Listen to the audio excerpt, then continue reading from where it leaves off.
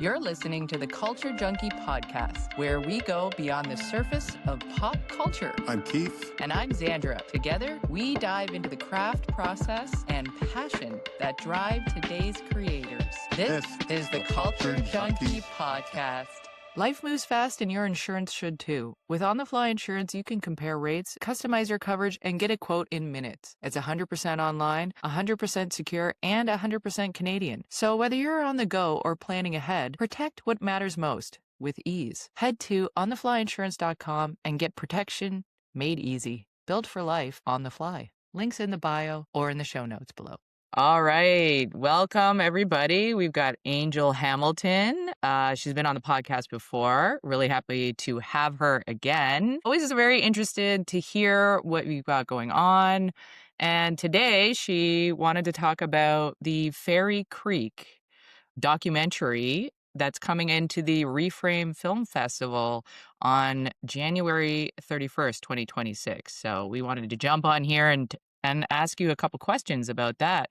So that was a film that was released in 2020, or is it taking place in 2020? So in 2020, in the springtime is when I think it was 1,200 people were arrested by the RCMP for the Fairy Creek blockades.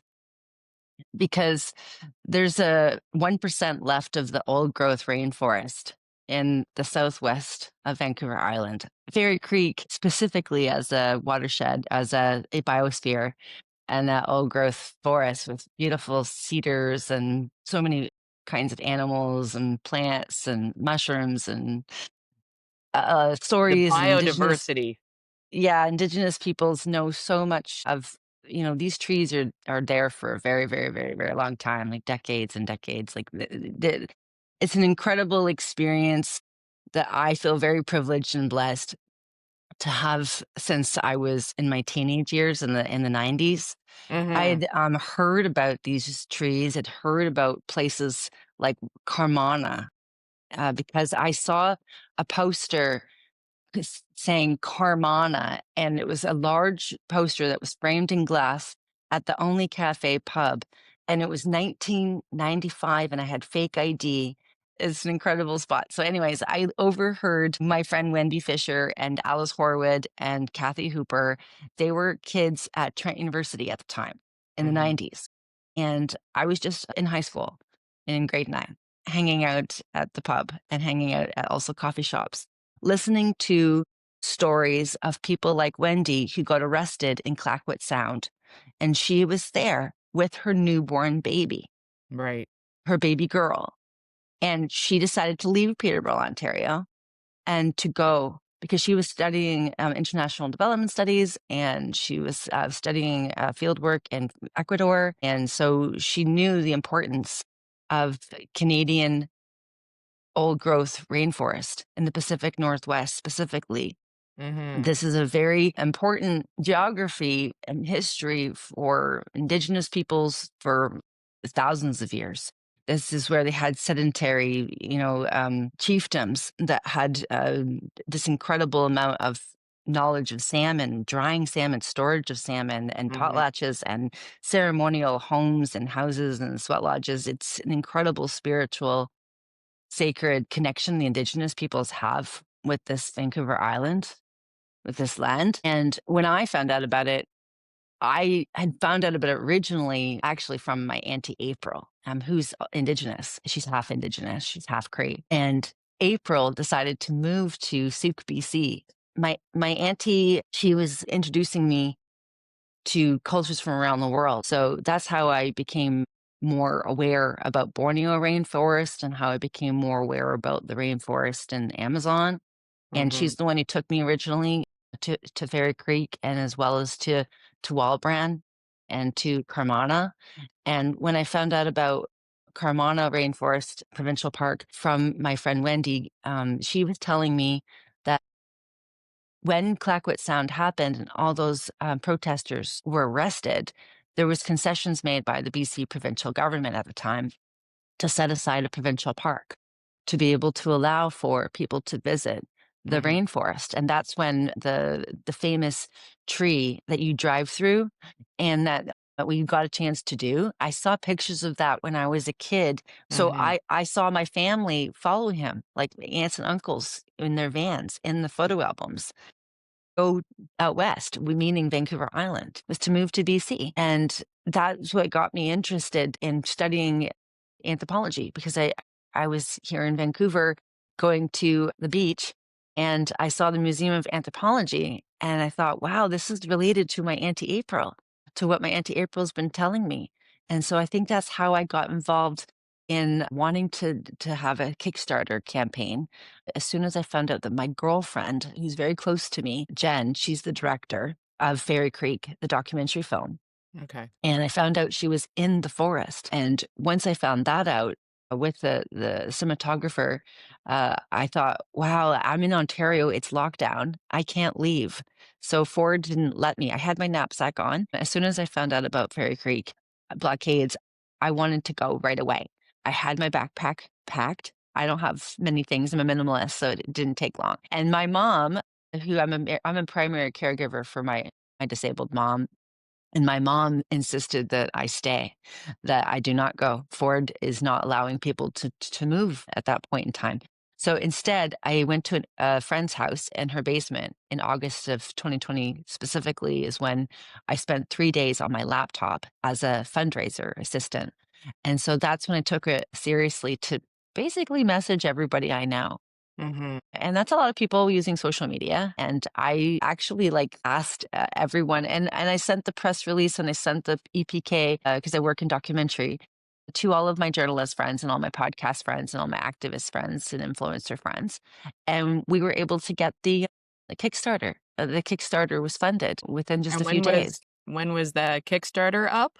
in 2020. Okay. And the Kickstarter was to support the documentary. Kickstarted. Yeah. Okay. And so that's the Kickstart the reason why I document- love Kickstarter. Yeah. Indiegogo is amazing too, but I noticed that a lot of people will pick the option of Indiegogo allows for you to actually do crowdfunding, but keep the money even if you don't meet your goal. And that is actually for me as a crowdfunder, as a fundraiser, and as a person that cares about these topics, sad because a lot of times the film doesn't get made. Yeah. It doesn't have the budget. It doesn't, so it handicaps it. Yeah. And it takes away the morale from the audience too, and people participating, making those contributions. So Kickstarter doesn't give you that option. Right. So if you don't get that money, and they know if you put your money in there, so that they have strict regulations, it's an all or nothing campaign. So you really have to have people 100% buy in to the project and the cast and crew and to the topic. And so that's why Kickstarter for me is a really wonderful crowdfunding platform. And Fairy Creek documentary film, which is now playing on my birthday, January 31st. I got a chance to talk with the curator from ReFrame Film Festival, formerly known as the World Traveling Film Festival. Now, I've worked as projection assistant, as technical assistant. I've checked so many countless documentaries for glitches over many, many years. I've been working with many organizations in my hometown of Peterborough, Ontario, since ReFrame began. Yeah, you're a big documentary filmmaker yourself, and you always volunteer and believe so much in the documentary filmmaking medium as well. Thank you. So that's the reason why I contacted Mark Akbar. So the executive producer of Fairy Creek. And it's wonderful that because what happened is that I actually knew of him because of the corporation and manufacturing consent since I was 13 years old. And I had actually paid a lot of attention. I wrote copious notes. And I said to myself, I want to be a documentary filmmaker like Mark Akbar, because I was in social sciences in high school in grade 9. And I thought that would be the best job in the world. And I remember, and being an activist, being a media activist, being an environmentalist. And I actually had an opportunity to go on a Zoom call with him in the Trail College in the office where the graduate students are, because my ex was going to school there, part of his PhD. Well, he finished his PhD now, but anyways, and so I used that office, and that's when I had the original conversation with him. And very quickly, about 10 minutes into telling him about my relationship with Fairy Creek, my relationship with Kermana and Walbran Valley, which I want to tell everybody is being logged as we speak. There's been a lot of activists being arrested by the RCMP last month that I found out about. And even the elder, Jones, he's actually going to be in court this month. And so for me, that's really disturbing to find that out, especially because his home, the sacred cabin that they had built for him, was destroyed. Right. And now him having to face court proceedings at the Yeah. age of, being an elder, it's really awful for me to learn about that. So that's why I wanted to come on the show today to tell people about that. And also, that the really important thing for everyone to remember is that the end of September of 2026 is when Fairy Creek's temporary protection will be gone. So Okay. the last day of September of this year could mean that logging, full on clear cut logging, Wow.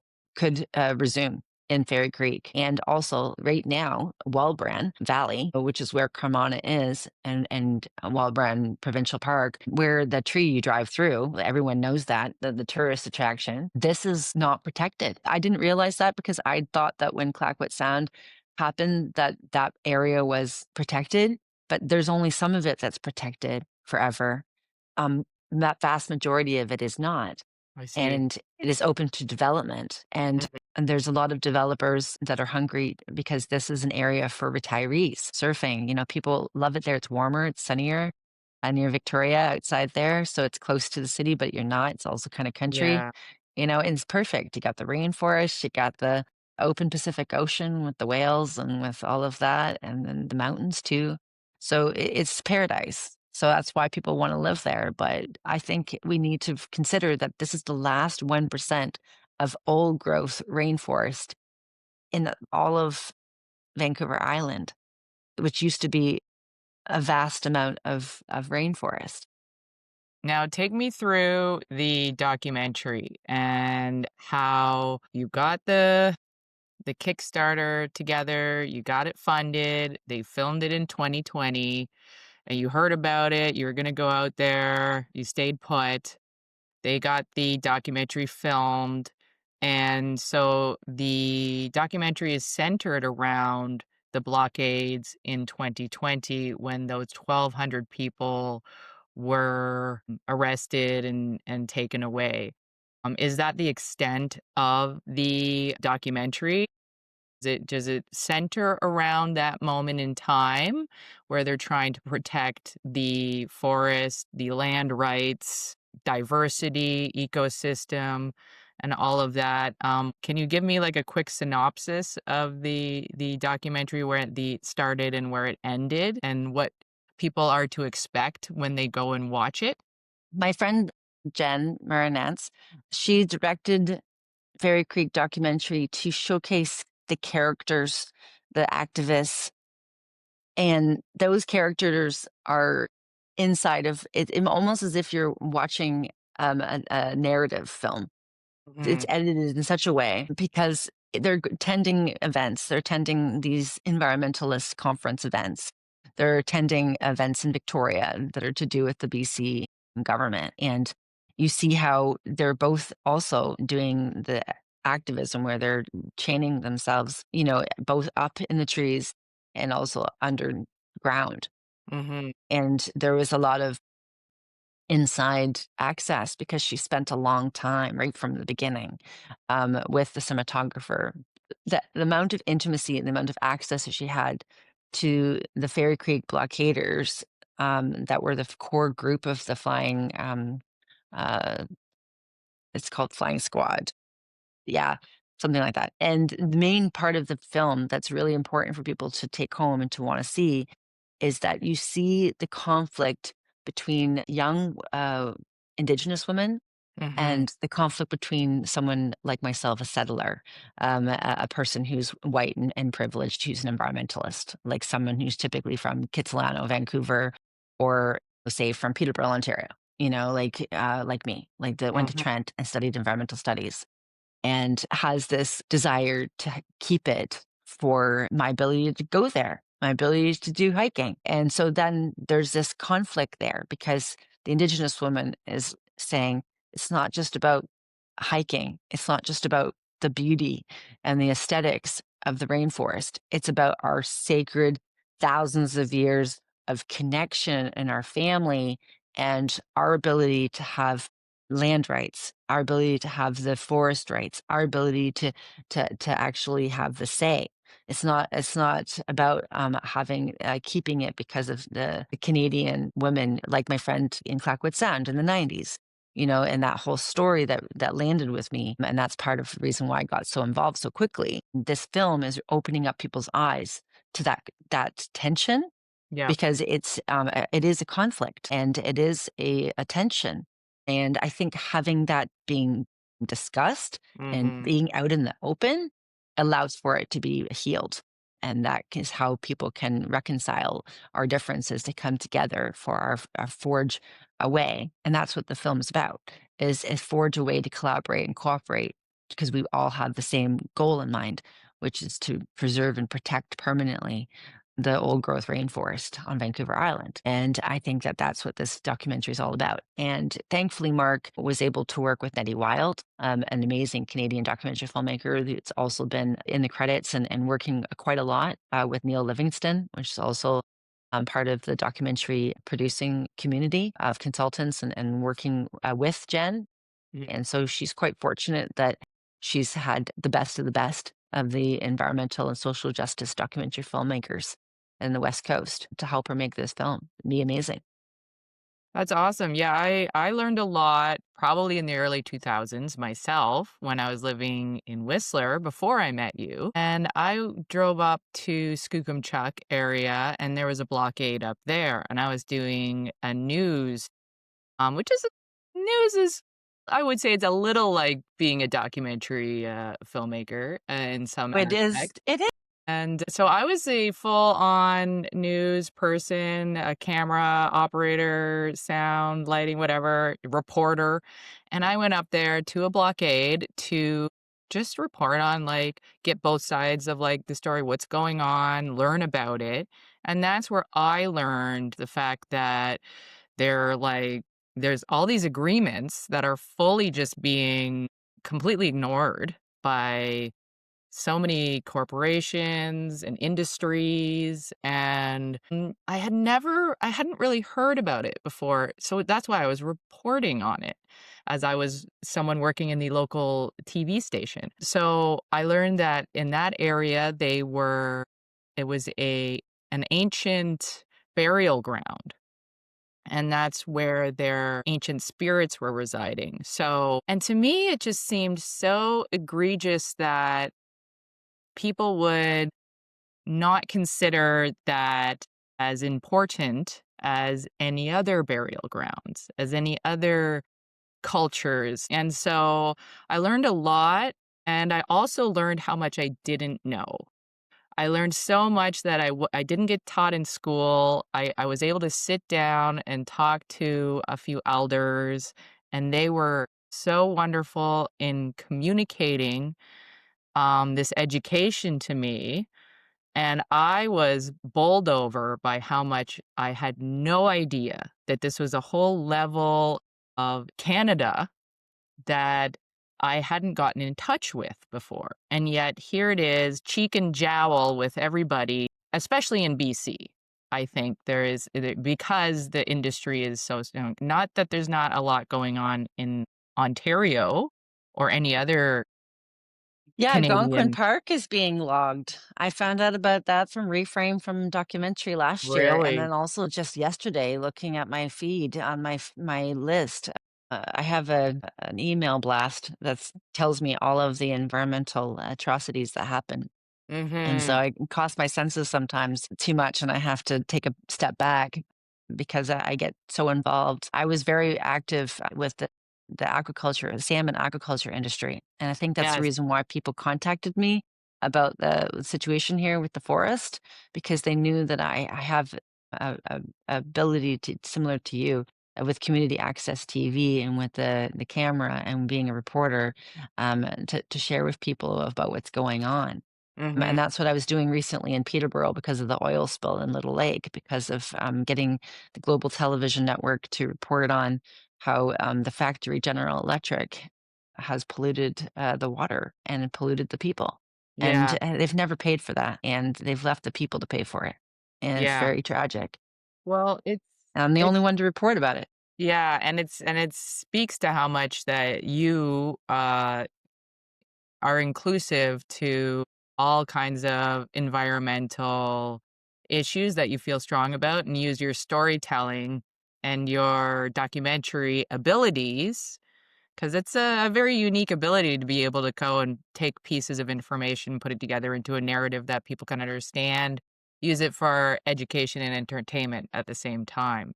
Oh my gosh, Sandra, just thought of because you said that. I went to the Vancouver International Film Festival last year and I saw a documentary called The Stand. Oh, yeah. And The Stand is about the blockades in the 1970s in Really? Haida.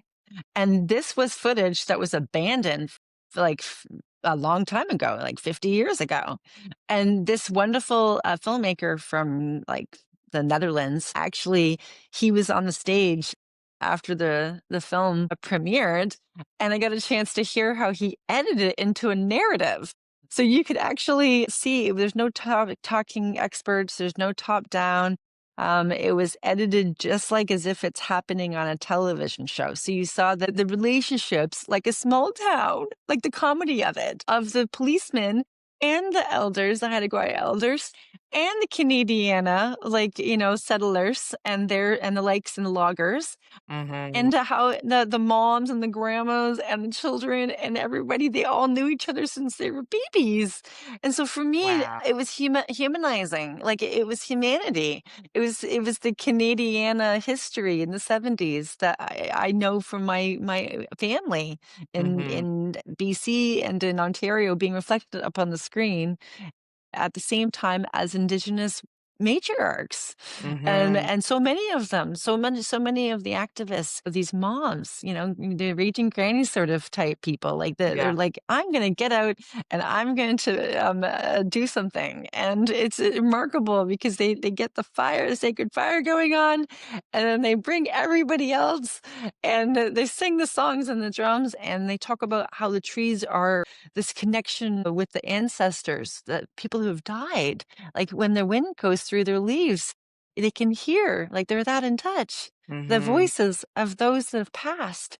And for me, I find that an incredible thing that we do not have in the ways of the Western world that I grew up in. No. We have lost that connection with nature, and they Yeah, still have it. and the autonomy to decide what they wanna do with their rightful land, and what it Exactly. comes down to is, whether we understand it or not, it doesn't matter. It's their land and their rightful ownership to it through being born to it and living there and taking care of it All this time, all that's of why the it's still time. there. Um, and it's interesting to see the blockade and then the violence that ensues.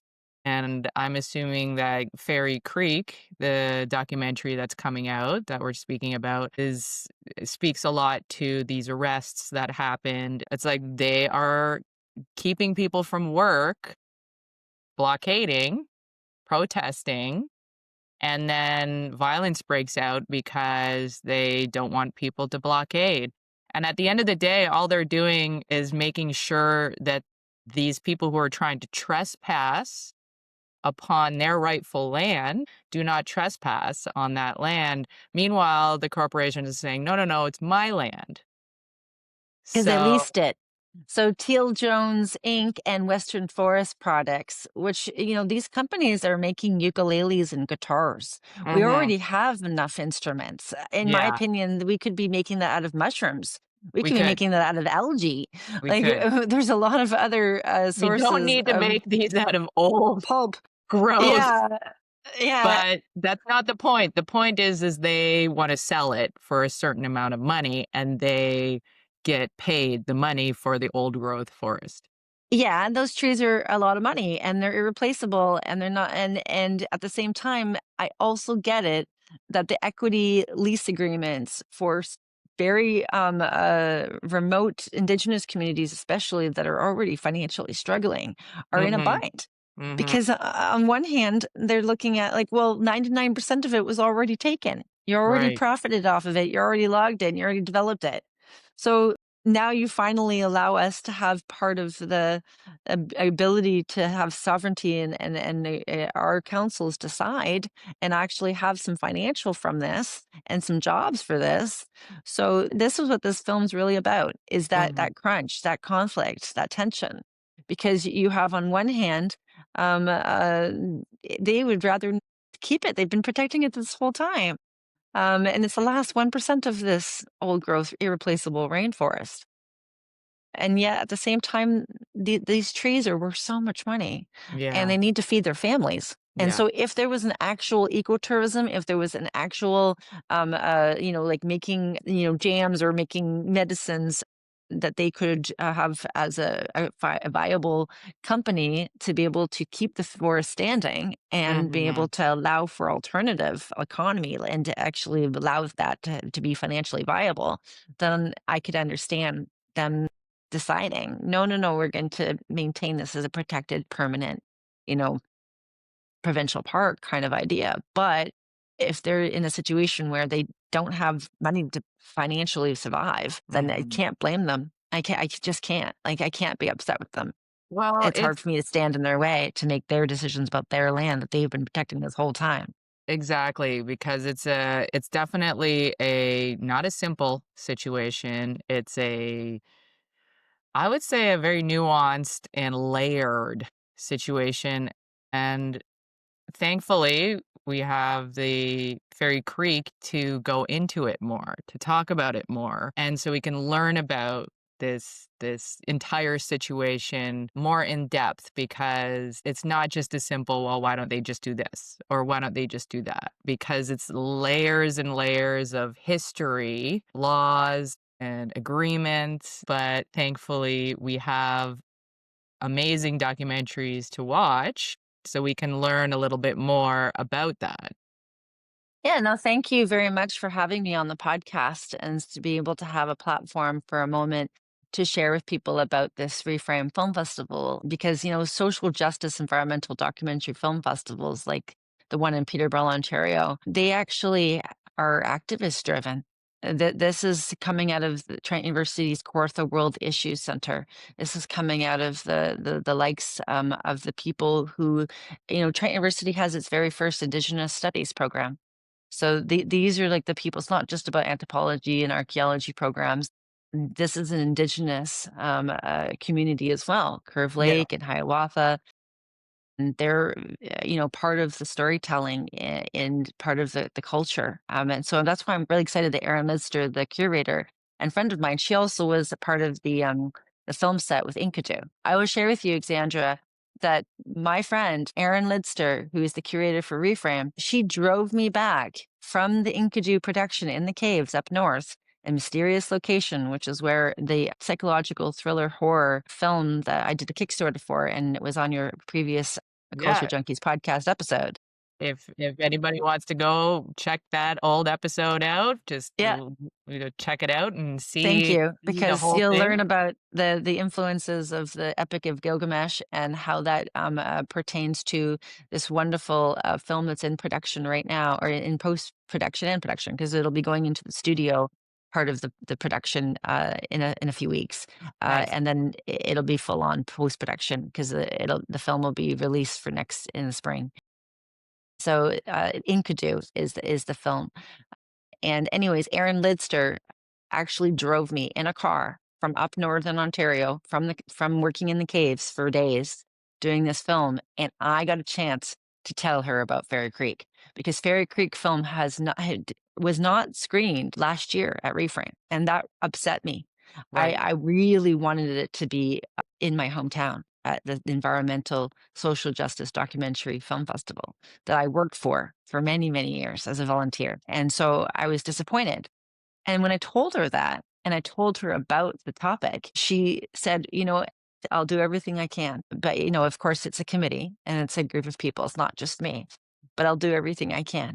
And so she called me up when the announcement came out, the day of the announcement that Fairy Creek was going to be screening at ReFrame, and she phoned me up and she said, I just want to personally share with you, thank you for gifting me the information that I needed to make the decision to have this a film being screened. And now is how important it is. So I'm really grateful for that. And on my birthday, January 31st, like I'll be 46. So it's very exciting. But the other thing I want to leave everybody with is that Geraldine Lahif, which you also have on another one of your podcasts, Yep. she actually has the movie Night at Malibus. And that Kickstarter was a success. Thank you for your podcast, because that helped market that film, because she made the film 25 years ago.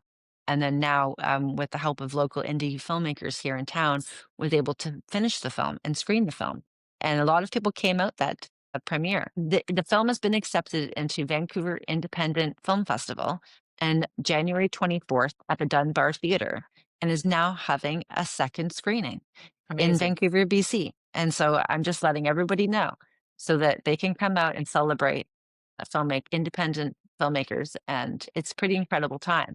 And then, yeah, there's going to be like a lot of amazing films at ReFrame. And the one film that I want people to see other than Fairy Creek is my girlfriend, Maya Bastian. She's a wonderful filmmaker, documentary film director. And she has a film about Fox Jones's mother, Montana Jones. And that film is about the sheep. It's about the sheep going missing, and has a lot to do with saga that's been going on for a long time with the Canadian Food Inspection Agency. And so I don't want to wreck it for anyone, because it sort of like ended in a true crime mystery. And it's fun because Fox happens to be the technical coordinator for ReFrame. And so this will be really a moment for the Peterborough community to actually see his mom on the big screen and all of the sheep and hear about the story, because he's been wanting this documentary to be made for a long time. I love it. I love it. Yeah, I Well, forget the thank title you. at the moment, but everybody can look at ReFrame Film Festival and Yeah. find Maya Bastian's documentary. It'll be a wonderful experience. And Okay, we'll hope to figure make out it. the thing and we'll put it in the Okay, show notes so thank you you. guys can find it. Okay, thank you. No worries. But I really wanted to thank you for coming on the podcast and letting us know that these things are coming up and educating us a little bit about the Reframe Festival. If you haven't heard of it, now you have. If you haven't heard of Fairy Creek, now you have. And we can find out so much more about the situation that's going on there, learn about the environmental impacts and how you can help. And if you want to be involved, how you can be involved. So thank you so much for coming. Yeah, thank you so much, Alexandra Grayson, for having me as your guest on your Culture Junkies podcast. Yeah, we always love to have you. And anytime you have an update on one of your wonderful films that you're working on, we're always happy to hear what's going on. Oh, before I go, I have to share. I've been working on as an assistant with the Romancing the Atom documentary with Mark Barr. And I'm really grateful that that is now in development, and it's on the website for Invisible Hand Productions. And so people can find out more about that. It's all about the history of the atomic weapon manufacturing Really? and the existential risk of technology and of AI. And it's an opportunity for people to learn more about the photography of Bob Beltradici, which is a documentary filmmaker as well. I didn't realize that he had a documentary 55 years ago until just yesterday. But it turns out that he's not just a photographer, an atomic photographer, but he's also a documentary filmmaker. And so that film is going to be, it's just in production right now, and it'll be out next year. But I've been really excited about working on it because I've been reading all these books about photography and videography and interviews with everything to do with atomic weapon manufacturing industry complex, from the people who dropped the bomb in Hiroshima, like the pilot. He interviewed and took photographs of people who worked in those industries and the designers. And so this will be a really fantastic documentary film that will be coming out for next year. But yeah, definitely speaking to what is currently happening in the space of technology and environmentalism and, you know, That'll be another podcast. exactly a whole nother podcast. And I'm excited to hear about your thoughts on that as well. So anyway, Thank you so much. I'm going to say goodbye. Thank you for Goodbye. coming.